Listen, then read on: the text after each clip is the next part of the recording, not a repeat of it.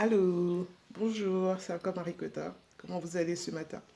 Je pensais à une dame qui me parlait de... C'était pas une dame d'ailleurs, c'est une jeune fille, je crois qu'elle a 20 ans à peine. Elle me disait elle a fait son commerce de crêpes et ça l'a aidé à faire beaucoup de choses, mais elle n'arrive pas à développer son commerce. Elle bloque sur son commerce. Alors je lui posais la question de savoir est-ce que ton commerce a un nom? Oui, elle m'a donné le nom. Est-ce que ton commerce a un slogan? Elle m'a dit bon, pas encore. Et par exemple, ta politique de prix, comment tu l'as fait? Bon, elle fait des crêpes, vous savez, les crêpes, on les fait la plupart du temps, on les vend nature, hein, et on les fait sucrées. Sachez qu'il y a des crêpes salées, on ne le fait pas. Alors je lui ai dit, est-ce que tu sais qu'il y a une grande gamme de crêpes? Avec des crêpes, peux faire plein de choses. Avec les crêpes, tu peux faire tout ce qu'on appelle des compléments tout autour. Par exemple, j'ai besoin d'une crêpe, j'ai besoin de mettre du lait, j'ai besoin de mettre du chocolat, j'ai besoin de mettre de la confiture. Et déjà, les crêpes, le type de crêpes, il y a différents types de crêpes, je pense. Il y a des crêpes qui sont plus grosses que les autres. Il y a au niveau des épaisseurs, il y a au niveau du contenant et du contenu. Parce que il peut y avoir des crêpes bio, ça je ne sais pas, il peut y avoir des crêpes non sucrées, il peut y avoir des crêpes salées, il peut y avoir des crêpes au chocolat, des crêpes dont il y a différentes gammes de crêpes. Alors je lui ai demandé, est-ce que tu pensais souvent à changer ta ta gamme de crêpes? Est-ce que tu penses à sortir une carte pour proposer aux gens tes différents types de crêpes, de telle sorte que quelqu'un puisse passer des commandes? Parce que chaque fois, certes, tu viens avec, tout le monde achète, mais tu restes presque au même coût. En fait, tu évolues tout lentement. Et tu n'arrives pas à te donner vraiment un nom au niveau des crêpes. Tu pourrais être l'expert en crêpes dans ton établissement. Et est-ce que tu n'as pas pensé, par exemple, à profiter, à donner à quelqu'un, donc à déléguer, à sous-traiter à quelqu'un qui pourrait les vendre et te ramener un prix, quitte à ce que vous partagez des commissions pour en faire plusieurs? Elle me parlait du problème de timing. Je dis oui, c'est possible que tu aies un problème de timing, mais il faudrait voir au niveau de tes coûts, au niveau de tes chiffres.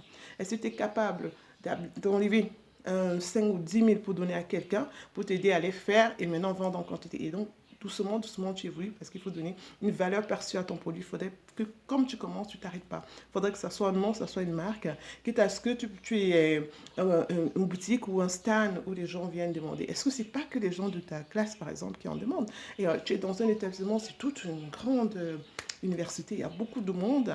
Est-ce que tu ne devrais pas faire la pub, demander par exemple à l'autorité responsable de ça, comment faire pour mettre en avant ton produit, ton commerce, puisque ce n'est pas forcément nocif ou bien concurrentiel par rapport à l'établissement. Donc, il faut industrialiser les choses, il faut voir loin, il faut penser, il faut réfléchir, il faut demander, il faut se poser des bonnes questions, il faut prendre des bons renseignements, bons endroits, parce que nous, on a tendance à se dire, on a dit, il a fait que, mais on ne va pas à la source pour prendre de bons renseignements. Il faut prendre de bons renseignements. Il faut prendre le temps de mûrir l'information qu'on a reçue. Il faudrait prendre le temps de voir les côtés positifs, les côtés négatifs. Il faudrait penser à voir sur du long terme. Je commence là les crêpes aujourd'hui. Qu'est-ce que j'en fais dans 6 mois, dans un an? C'est vrai qu'on m'a dit on va bloquer parce qu'on ne sait pas si on pourra avoir des clients ce point. Mais si on a 2, 3, 4 clients, il faut les fidéliser. Ça veut dire qu'il faut leur donner envie d'acheter plus et de transmettre, de dire aux autres que oui, ces crêpes que je mange sont très bonnes. Et quand j'en achète 10, j'en achète 15, j'ai un bénéfice ou bien j'ai un gros avantage. Et cette demoiselle est toujours là, à la même période, à la même époque. Tu peux l'appeler, elle peut te personnaliser les crêpes.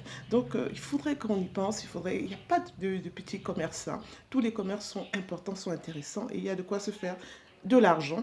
Après, cet argent, je dis toujours, bon, tu avais 2 000 francs de bénéfices, tu te trouves avec 5 000, c'est toujours mieux que rien. Et au fur et à mesure, on évolue. Certes, il y a des périodes creuses, comme on le dit, il y a vraiment des périodes où il y a même des produits qui sont saisonniers, donc des produits qui passent bien à une saison et une autre saison, ça ne passe pas. Oui, si c'est ta saison, elle est entre septembre et juin parce que c'est scolaire. Il faut maximiser. Il faut maximiser. Mais après, il faudrait savoir qu'est-ce que je fais à la période après cela. Qu'est-ce que je fais de mes crêpes? Est-ce que je change de cible? Est-ce que je change de lieu? Ou bien comment je fais pour communiquer? Normalement, quand les étudiants vont en vacances, il faudrait qu'ils partent en vacances avec mes crêpes. Il faudrait qu'ils m'appellent pendant qu'ils sont en vacances pour avoir mes crêpes. Donc, il y a des périodes, quand on dit des périodes basses, il faut vraiment réfléchir comment rester stagné en fait. Le meilleur business, c'est celui qui stagne ou celui qui progresse. Parce que surtout progresser, c'est mieux. Et progresser, la progrès, c'est pas à la main comme ça, non, ça va tout doucement en améliorant les processus au fur et à mesure. D'accord? Et en s'entourant de tout ce qui est bon tout autour. Donc, les crêpes, c'est bon. Il y a beaucoup de choses à faire dans les crêpes. Après, il y a tout ce qui est accessoire aux crêpes. Je pense qu'avec une pâte de crêpes, même, j'ai vu, on pouvait faire des pizzas, on pouvait faire beaucoup de choses, surtout des salés.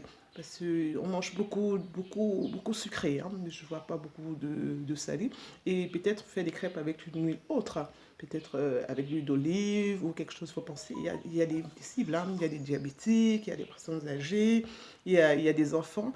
Donc c'est intéressant, je lui ai dit, il y a beaucoup de choses à faire. Si j'en parle, je peux en faire toute journée. Les crêpes, c'est bon, ça se mange. Le marché alimentaire, c'est un marché qui marche toujours. Je pense qu'avec les crêpes, il n'y a même pas d'heure. D'accord? Il n'y a pas d'heure pour manger les crêpes. On mange les crêpes le matin. Il y en a qui mangent les crêpes dans l'après-midi. Il y en a qui mangent les crêpes le soir. Il faut savoir qu'il y a souvent des grosses crêpes, hein, qui sont bien garnies, hein. C'est-à-dire, on met un peu de tout, surtout les salés. On peut en faire comme une pizza. On met un peu de tout. Ça devient tout un autre repas. Et on peut accompagner ces crêpes. D'accord? Je peux accompagner des crêpes de yaourt. Je peux accompagner des crêpes de jus. Et donc, avoir toute une gamelle, un peu de tout. Donc, ça devient quelque chose d'intéressant. C'est vrai qu'au début, on va tout doucement, mais on propose. Et les clients disposent. Les clients vous disent ce qu'ils pensent et vous disent comment améliorer, comment avancer au fur et à mesure. Après, il faut avoir seulement ces clients fidèles. Je dis toujours, il y a toujours ces clients, eux là, qu'il ne faut pas perdre.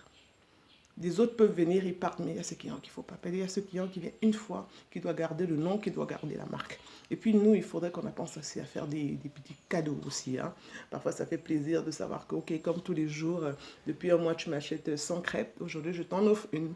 D'accord? Donc, ce sont des petits principes, des petits processus industriels où il faut aller pour produire en quantité, pour maximiser au niveau de ses ventes.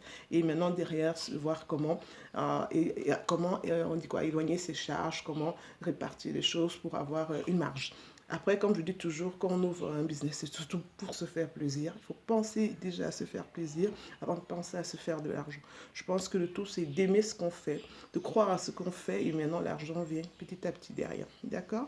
Notre marché n'est pas facile, c'est un marché assez compliqué, certes, mais il faudrait que tous ensemble, on y va tout doucement, et on va arriver. D'accord?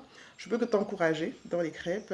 On a beaucoup de choses derrière à se dire parce qu'il faudrait faire tout ce qui est étude de marché pour voir comment mieux répartir ces crêpes, comment mieux les développer. Est-ce qu'elles sont meilleures que les autres ou bien qu'est-ce qu'elles ont comme atout pour avoir une meilleure valeur perçue que les autres. D'accord? On en parlera face to face. D'accord? Et puis bon, on parlera d'autres sujets aussi. On verra comment faire en sorte que ta marque puisse être reconnue.